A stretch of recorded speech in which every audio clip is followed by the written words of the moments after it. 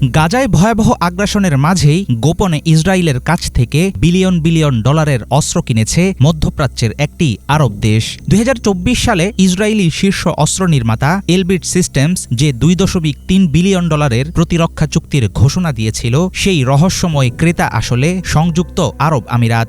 সম্প্রতি চাঞ্চল্যকর এই তথ্য প্রকাশ করেছে ফ্রান্স ভিত্তিক গোয়েন্দা বিশ্লেষণ সংস্থা ইন্টেলিজেন্স অনলাইন।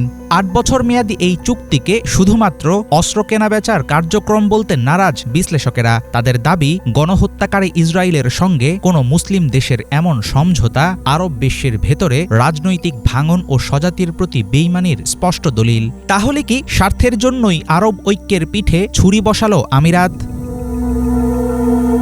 ২০২৪ সালের নভেম্বরে এলবিট সিস্টেম জানায় তারা এক আন্তর্জাতিক গ্রাহকের সঙ্গে বড় অঙ্কের প্রতিরক্ষা চুক্তি করেছে, কিন্তু প্রতিষ্ঠানটি সেই ক্রেতার নাম প্রকাশ করেনি। এলবিটের প্রধান নির্বাহী তখন বলেছিলেন, এত বড় চুক্তি তাদের প্রযুক্তিগত সক্ষমতার স্বীকৃতি।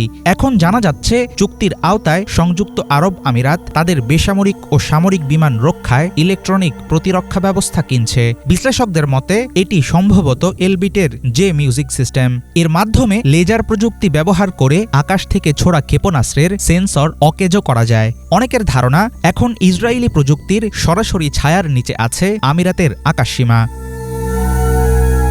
ইসরায়েল ও সংযুক্ত আরব আমিরাতের মাঝে সামরিক সম্পর্ক নতুন কিছু নয়। আব্রাহাম চুক্তির পর থেকে ক্রমেই বৃদ্ধি পেয়েছে দ্বিপক্ষীয় সম্পর্কের গভীরতা।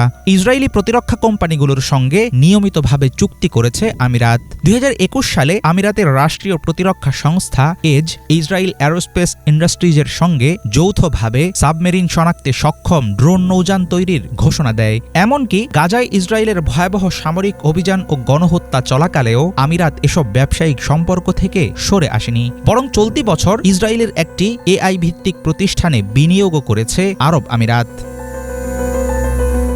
তেল আবিব আবুধাবির মধ্যকার এই প্রতিরক্ষা চুক্তির রাজনৈতিক বার্তা অত্যন্ত পরিষ্কার।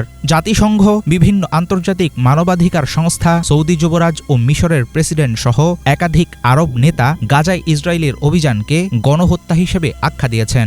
এমন বাস্তবতায় সংযুক্ত আরব আমিরাতের অস্ত্র চুক্তি দেখিয়ে দিচ্ছে আরব ঐকমত্যের বাইরে গিয়ে ইসরায়েলের পাশে দাঁড়ানোর পথ বেছে নিয়েছে আবুধাবি। মধ্যপ্রাচ্যের কূটনৈতিক মহলে জোরালো ধারণা, গাজা ইস্যুতে আমিরাত তার উপসাগরীয় প্রতিবেশীদের তুলনায় ইসরায়েলের প্রতি অনেক বেশি সহানুভূতিশীল। দীর্ঘদিন ধরেই আমিরাত ও চীনের ঘনিষ্ঠ সামরিক সম্পর্ক নিয়ে সতর্ক যুক্তরাষ্ট্র।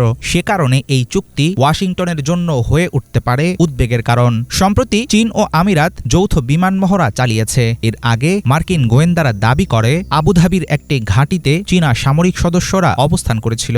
এমন পরিস্থিতিতে ইসরায়েলি উন্নত প্রতিরক্ষা প্রযুক্তি চীনের মিত্র সম্পর্কের দেশ আরব আমিরাতের হাতে গেলে সেটি যুক্তরাষ্ট্রের নিরাপত্তা মহলে হবে নতুন দুশ্চিন্তার কারণ। তবে একটি আরব রাষ্ট্রের এমন দ্বিচারিতা প্রমাণ করছে ধর্ম কিংবা মানবতা নয়, স্বার্থই হচ্ছে তাদের শেষ কথা। হাফিজুল ইসলাম, বাংলা ভিশন।